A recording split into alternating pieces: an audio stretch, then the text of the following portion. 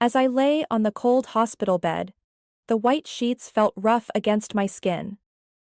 The room was silent except for the rhythmic beep of the heart monitor beside me.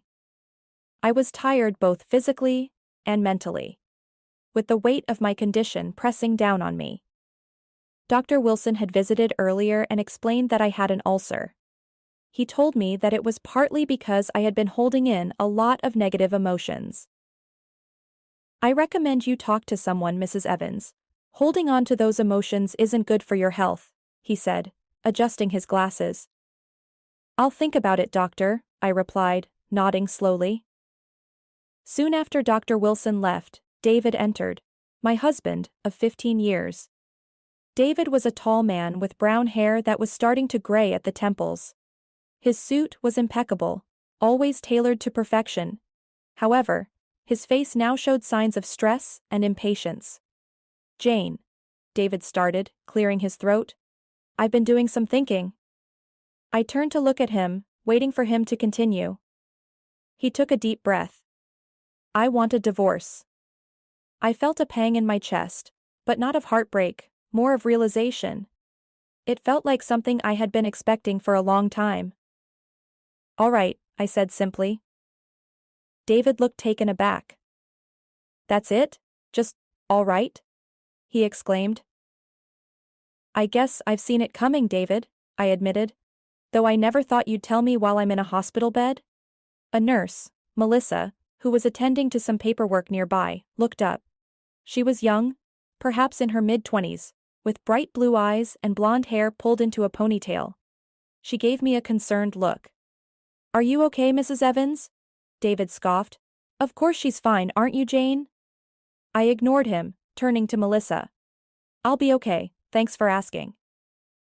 "Why are you so calm about this?" Melissa whispered, genuinely curious. With a small smile, I leaned in closer.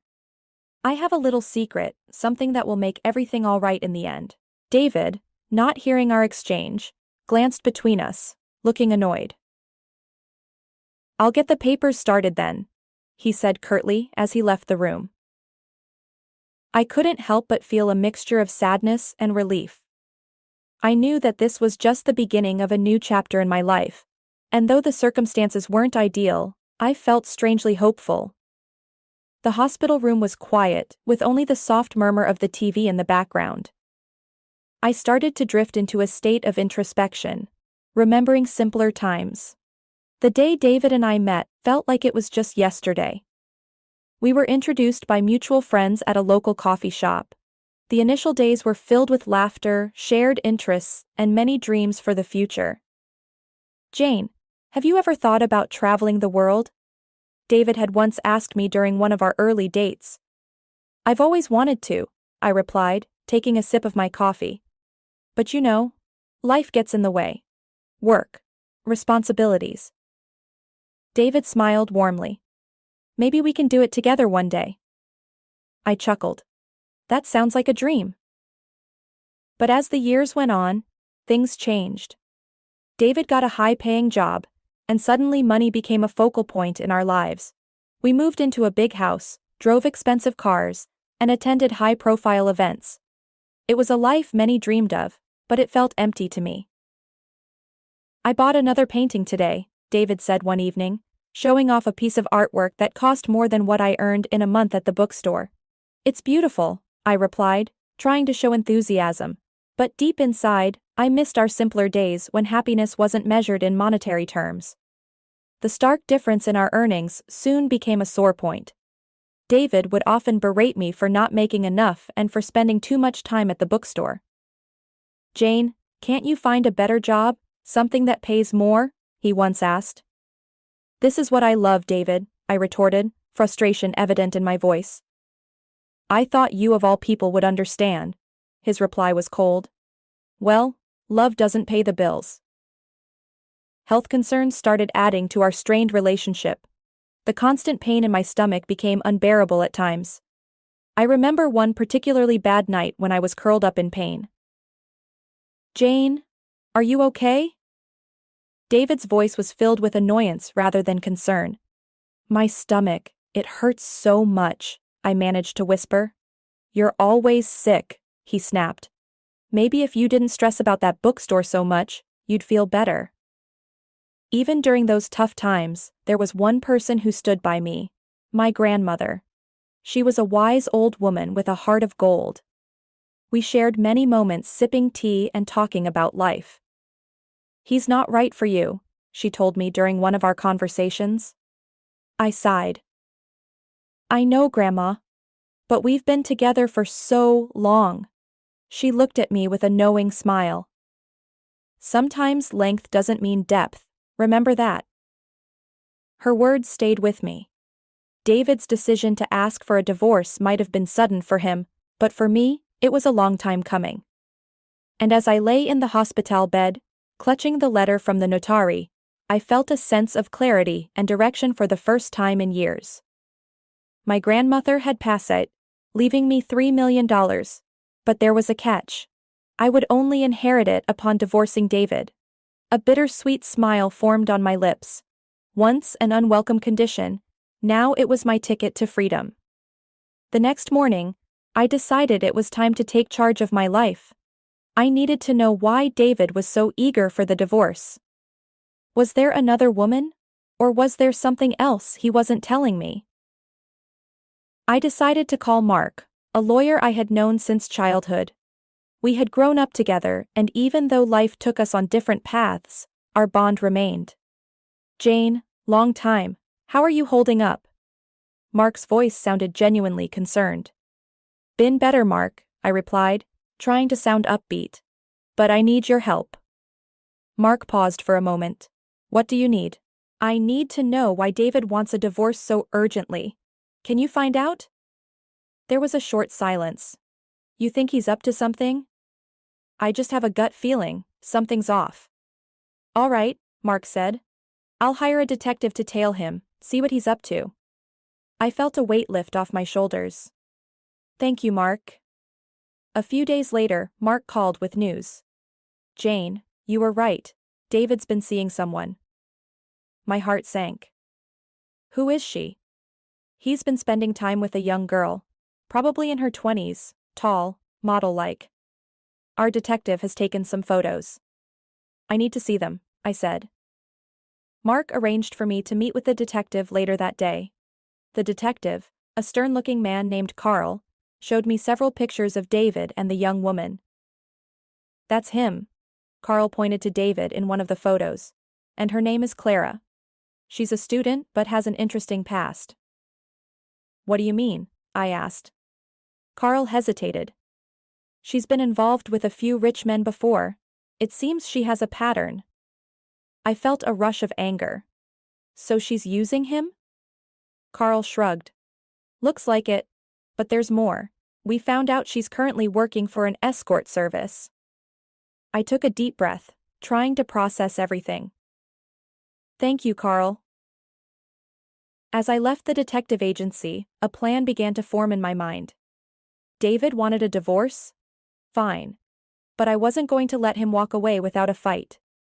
He would regret the day he decided to betray me. The following week was a blur of hospital tests and treatments.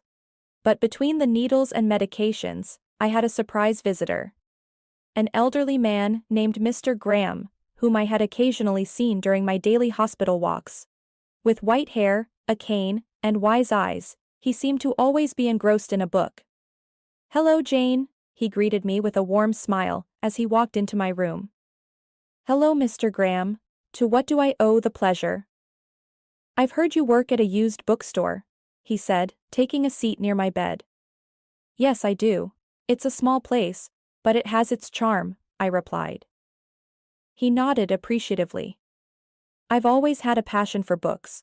Over the years, I've collected many rare editions, and, well, there's one particular book. I thought you might be interested. My curiosity was piqued. Which book? It's an old rare copy of Pride and Prejudice, you see? Mr. Graham smiled kindly. My late wife loved that book. She told me stories about her family's connection to it. I was taken aback. That's one of my favorites. I've always wanted to have a rare edition. Mr. Graham smiled. I thought so. Well, I'm willing to sell it to you. That's a generous offer, I said, my heart racing. But there's a problem. I recently had some financial issues. David, my husband, took all the money from our joint account. Mr. Graham frowned. I'm sorry to hear that. But for the book, we can work out a reasonable price, or even a payment plan. I smiled, touched by his kindness. Thank you, Mr. Graham, I'd like that. Our chat was interrupted by a call on my mobile. It was David. Jane, have you signed the papers yet? He demanded. Not yet, David. I told you I'll do it after I leave the hospital. Just get it done, he said irritably before hanging up. I sighed, feeling deflated. Mr. Graham looked at me with sympathy. Relationship troubles? I nodded. He eager to get rid of me, Mr. Graham leaned forward. You know, life has a way of bringing unexpected joys even in the midst of our struggles. Perhaps this book is a small token of that. I smiled, wiping away a tear. Thank you, Mr. Graham. You have no idea how much this means to me. As he left the room, I held the book close, feeling a strange sense of comfort.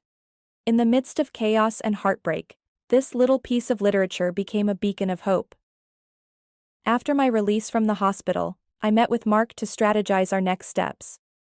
The evidence against David was strong, and I was ready for confrontation. Mark handed me a file.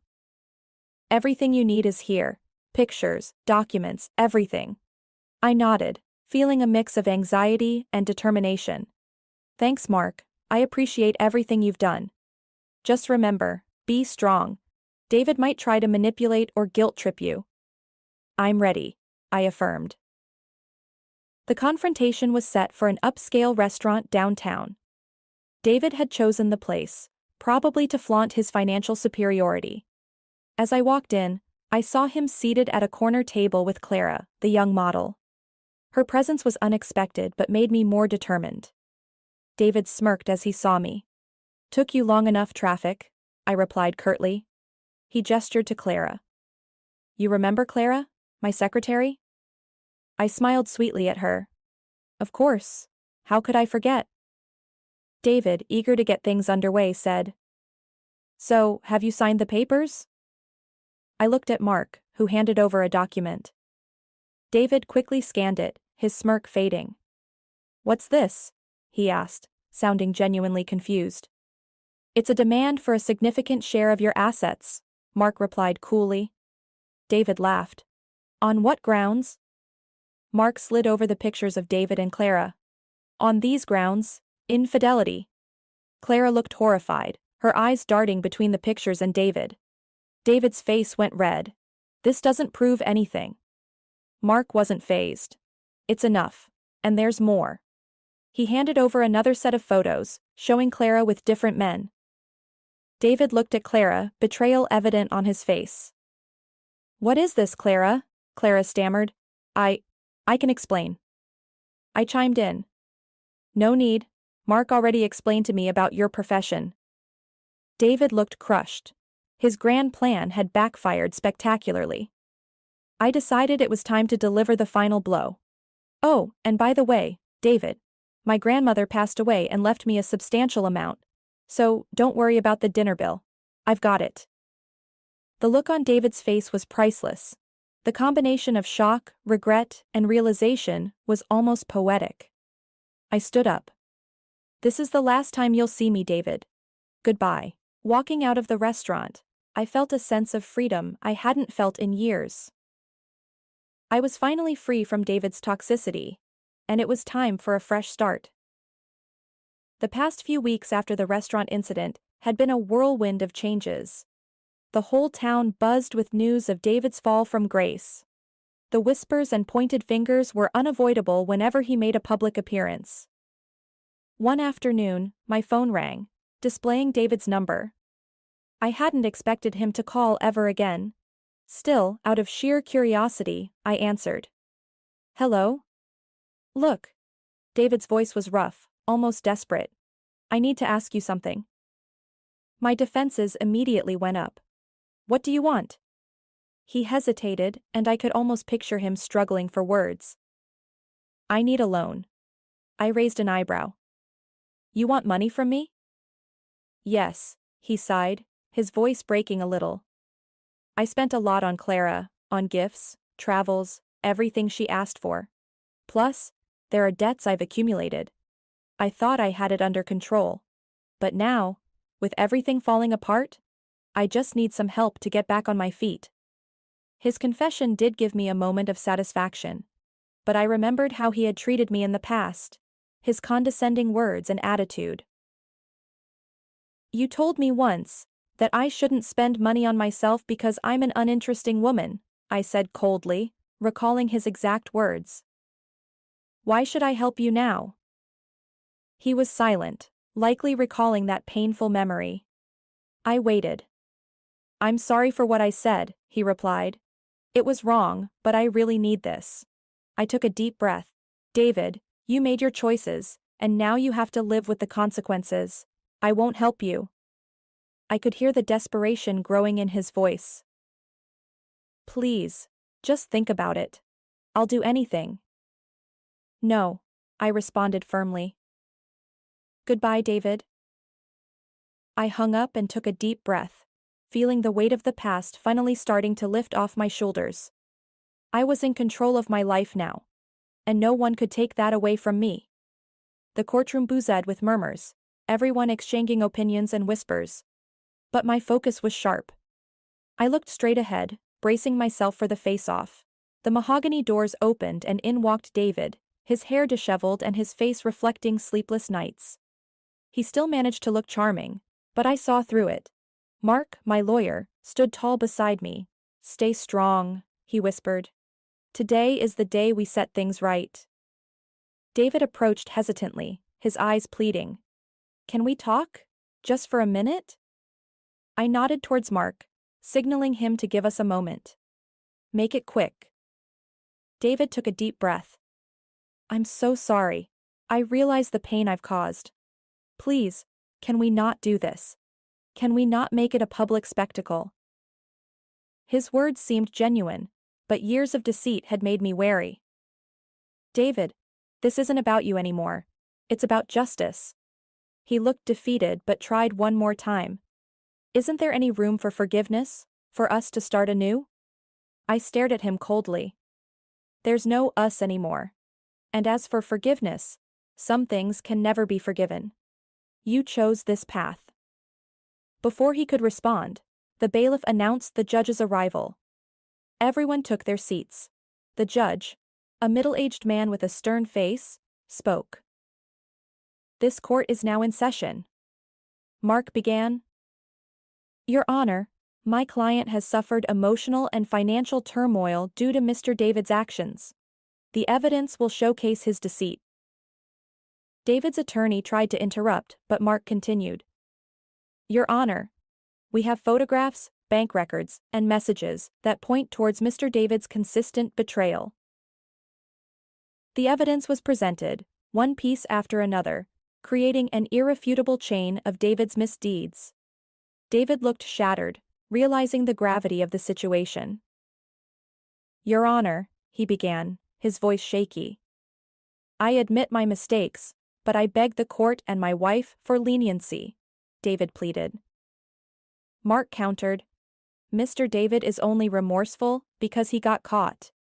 Had any of these deceitful actions not come to light, he would have continued his ways.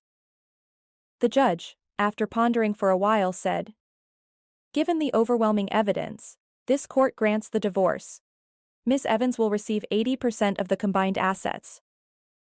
David was aghast. This is extreme. I stood up, anger evident in my voice. Extreme like your affairs, or draining our accounts, or every lie you told, David whispered. Please, just give me a chance. I looked at him squarely. I gave you years, David. You destroyed that chance every time. Walking out of the courtroom, Mark congratulated me. You did great. This chapter is closed. I nodded, determined. It's time to rebuild and move forward without him. The sun outside shone brilliantly, signaling a new dawn. And for the first time in years, I felt truly free. The sky was a bright shade of blue, and the air was fresh with a hint of morning dew. It had been a month since the court case, and the world seemed different to me. I was sitting in a small cafe near the beach, enjoying a cup of coffee, watching children play in the sand and families laughing together. Sarah, my longtime friend, joined me at the table, her presence always a comfort. "How does freedom feel?" she asked with a teasing smile. "It feels like breathing without any weight on my chest," I replied, taking a sip from my mug. She chuckled. "I never understood why you held on for so long." I sighed. "Neither did I. But it's in the past now. I'm just focusing on what's ahead." A small boy around 6 ran up to our table, his sandy feet leaving prints. "Excuse me, ma'am, can you help me build a sandcastle?" I smiled at his innocence. "Sure, why not?" As we sat building the castle, Sarah watched with a soft smile. "You know, you always had a way with kids. Have you thought about what you're going to do next?" "Actually, I have," I began, molding the sand into a tower.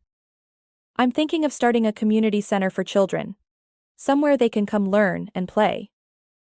Sarah looked pleasantly surprised. "That sounds amazing, but it's going to be a lot of work." "I'm ready for it. I've been tied down for so long. It's time I did something that truly matters." The day wore on, and Sarah and I talked about everything under the sun: memories, future plans, and the latest town gossip. Later, as the sun began to set, casting a golden hue on the horizon, I stood up, stretching my legs. "You know, Sarah, it's moments like these that I miss the most. Simple, peaceful, just enjoying life." Sarah nodded. "You've come a long way." A familiar face approached our table, Mark. He looked different in casual wear, less the stern lawyer and more like an old friend. "I hope I'm not interrupting," he said, a smile playing on his lips. "Not at all," I replied. "Have a seat." He sat down. "I was in the area and thought I'd check on you. How have you been?" "Better," I said. "Much better." Sarah, always the tease, chimed in. "You two should hang out more, you're both single after all." Both Mark and I blushed, exchanging an awkward glance. "Well, we can always start with a coffee," Mark suggested. I laughed. "Sounds like a plan." As night fell, the three of us walked along the beach, feeling the waves touch our feet, the vastness of the ocean reminding me of the endless possibilities that lay ahead. Life was no longer about the past. It was about seizing the day, making a difference. And perhaps, just maybe, finding happiness again. Days turned into weeks, and weeks into months. The community center became a reality, a place bustling with kids' laughter and learning. Mark and I grew closer, our bond strengthened by mutual respect and understanding. One evening, as I stood on the balcony of my new home, looking at the vibrant colors of the setting sun, Mark came up behind me. "You've done it," he whispered. I turned to face him. "We did it together." He pulled me into a hug, and we stood there, looking out at the horizon, knowing that the past was behind us and a new dawn awaited. And as the first stars twinkled in the early night sky, I realized that sometimes,